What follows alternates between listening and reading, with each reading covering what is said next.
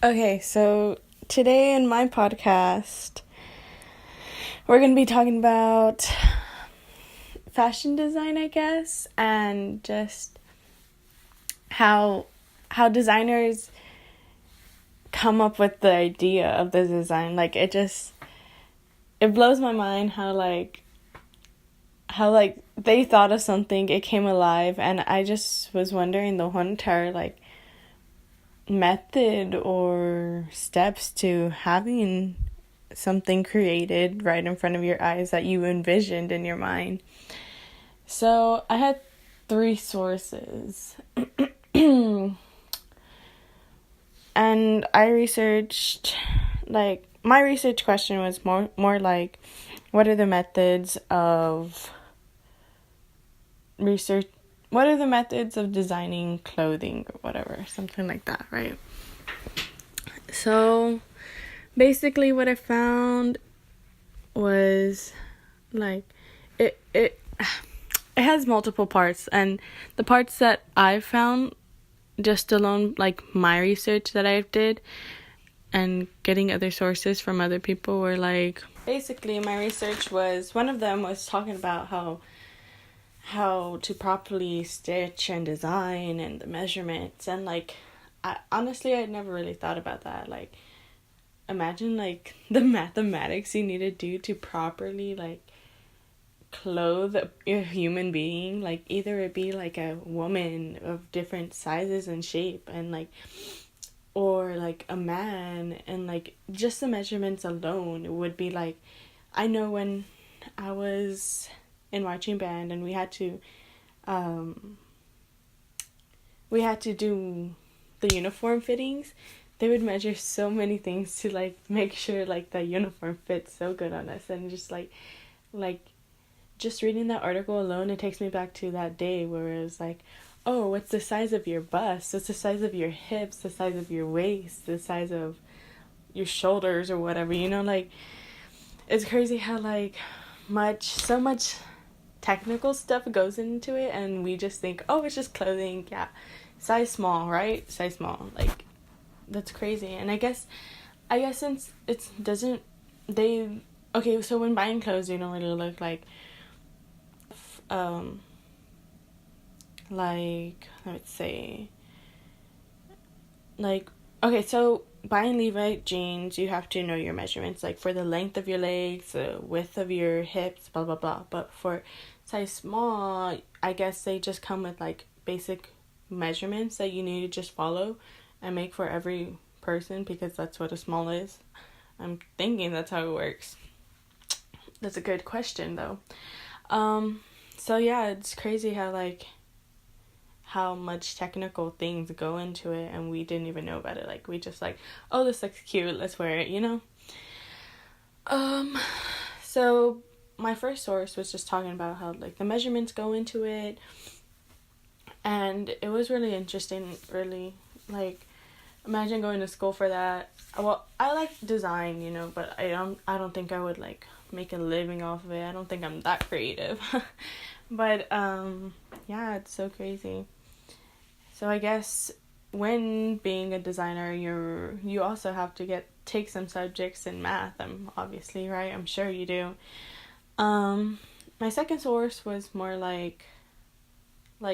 it came in a magazine, and it was pretty cool, honestly. That it was an older magazine. I think it was in the 19 somethings, and it was talking about home ec. And back then,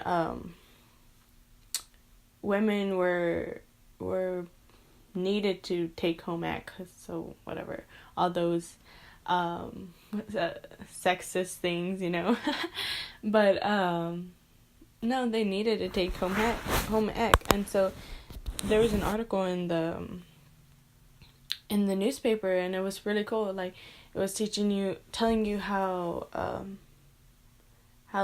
the styles were back then, and just how to be creative.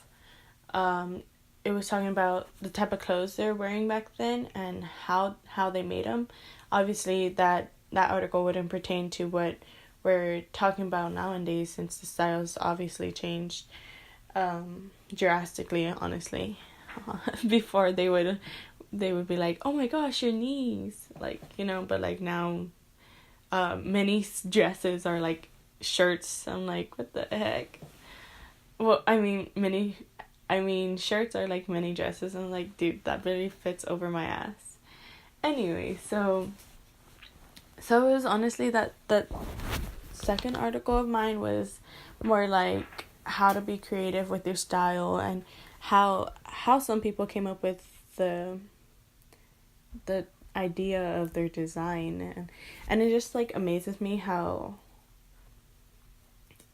somebody was thinking of something, and then but you also have to think about like, oh, how am I going to use this clothes, like when I want my consumer to buy it, like what do I want him to pair it up with, so like you just have to think of every single thing, and honestly, like I didn't know it took that much thought to even come up with like one design. Like imagine how many clothing designs are out there in the world. It's pretty cool. Anyway, so my third source was more like what was I talking about? Oh, okay. So my third source, I think my third source was like the most important one, because honestly, you don't want to be like sued for taking a design of another designer. Like, so my third source was basically, main idea was just how to deal with the legal aspect of it, because when designing your clothes, you don't want to design a whole entire thing, make it blah blah blah, and then get sued because you stole someone's design that looks similar to it, or that were exactly the same, So when designing, you have to research and see if there's designs like yours out there, like the one you're thinking about out there, because honestly, it could either be, your design could either be like a knockoff, or like it's not as good as the other one, or you can just be plain stealing it, and they have courts for that, and they have a whole bunch of rules and stuff that I read on, just based on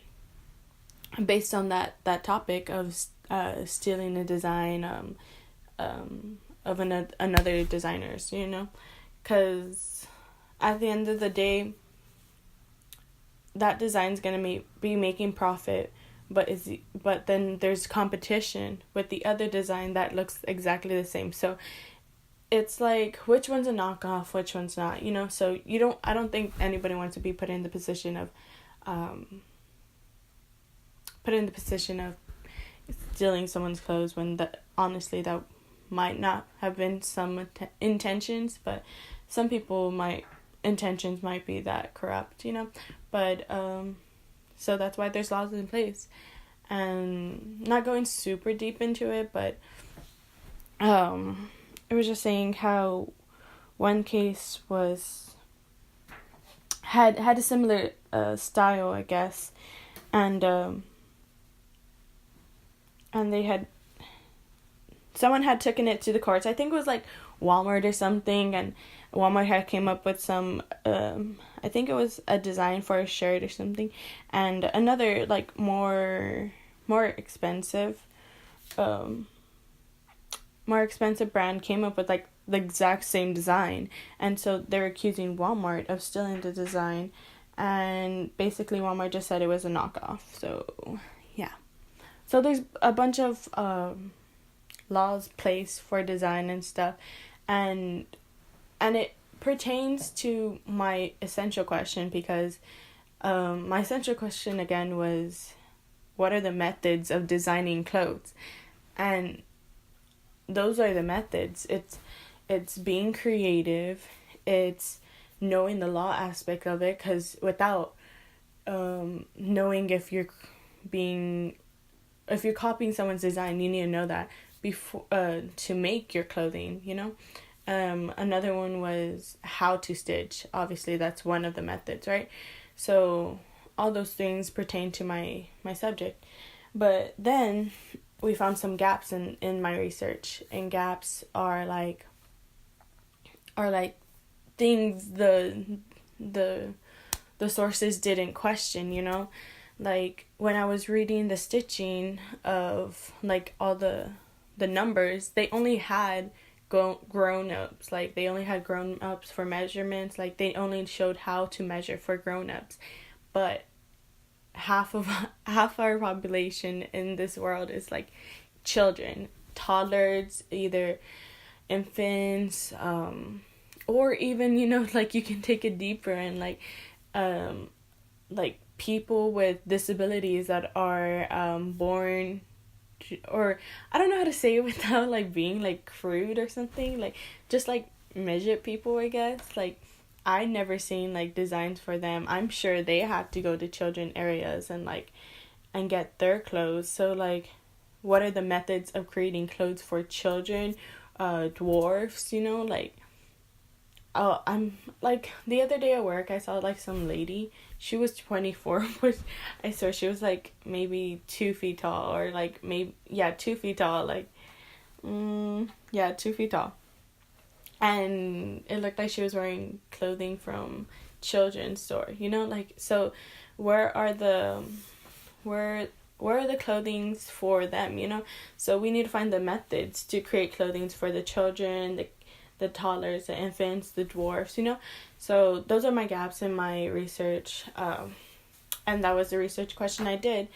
And for my either experiment or whatever I did, my research, sorry. For my research I did analytical analysis, and so with that I just looked up, I either went to the stores to see like how they designed, or I either went to like on Google and I just looked up different mannequins and how they come up with designing them. And yeah, like it could have been better. Honestly, they slipped from that. But mainly my conclusion was just like just just arranging the measurements different, and just taking the time, the design community taking the time to care about the children's measurements and the dwarf's measurements, because they want to be obviously on top, and obviously on top, grown-ups are going to be wearing most of the product, you know, they have the money, so you would want to appeal them instead of the kids, because the kids don't have the money, you know. So I think that was a major gap that I found, and that needs to be like fixed. Because also, like, honestly, like, not some more the kids, because whatever, they kind of don't have a say, like the parents just pick whatever. But like thinking back to like my work scenario and when I saw that lady come in, like, how is she gonna shop, you know? Like you need to provide clothing for the, not the handicap, but like for those type of people too, you know? Like they're people, they're grown-ups, like they just don't grow as fast, okay? But yeah, that was my gap that I found, and it was, honestly, it was like kind of serious, because there's a large population that it takes up, you know? So I think we would need to fix that. And yeah, I hope you like this podcast. My my voice got like a little raspy through it, but yeah. Bye, y'all.